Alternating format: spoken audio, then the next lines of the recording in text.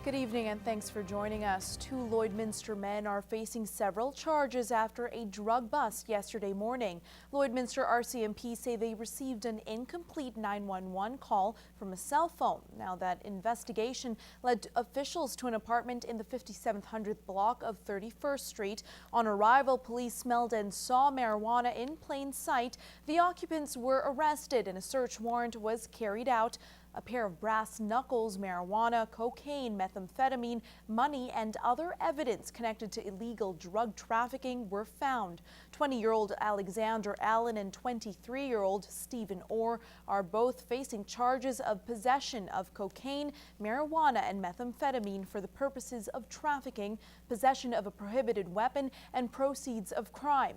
They have been released and will appear in Lloydminster, Alberta Provincial Court on March 18th.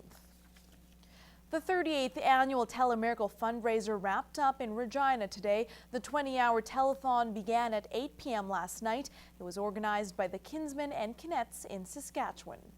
Just keep on giving, folks, right to the very last moment. We had some local representatives take to the stage. Around 1 o'clock this afternoon, a group from Hillside Alliance performed.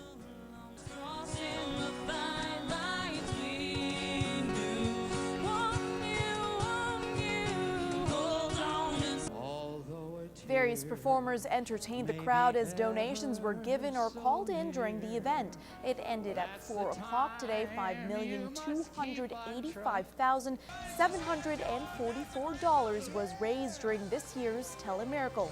Now the money raised goes to Saskatchewan residents in need of medical treatment and special equipment. It's one of the biggest agricultural events in the area. Lloydminster has hosted the Pride of the Prairies show and sale for 95 years, and this time a new way of showcasing the animals called the Pen of Three has been introduced. Anne Knotfate has more. Darlene Bogley has been coming to the sale for years with bulls from their four-generation farm. She says the new option to show bulls 3 at a time has a more laid-back feel than previous years. I find it really relaxing. This is the most relaxed I've been when we come up to Lloyd. We don't have to worry about leading them too far, and if they're bad, we can just leave them in the pen. But these bulls have all been really good. And she isn't alone. Even the animals seem to be happy about it. It's a little bit more relaxed for the cattle. They have room to walk around and stretch and lay as they please and everything like that, so they're not as cramped up as they are in the stalls. We're really happy with the fact that the bulls will be shown for a sale in groups of 3, and a customer wants to come in and purchase a whole group of bulls that are very similar in pattern.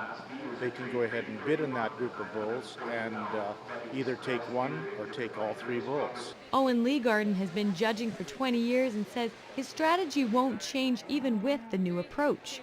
You judge it a little bit different because it is a pen and they're a group of 3, so I'll have to give them some credit for uniformity. But you're still looking for the same qualities, just now it's over 3 bulls versus 1. From the talk out in the barns, I believe there are more people that probably would go that approach next year. Or maybe we might attract some people who have never brought bulls to the sale and may come just because it takes a little less work at home to do it. Though it's less work at home, most producers are saying they'll continue to halter break because it makes the bulls easier to work with.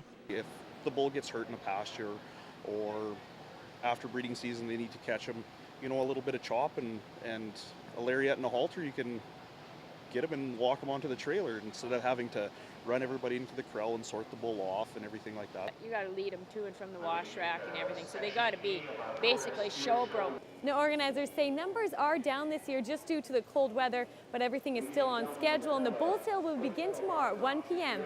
Anna Knotfate, Newcap News.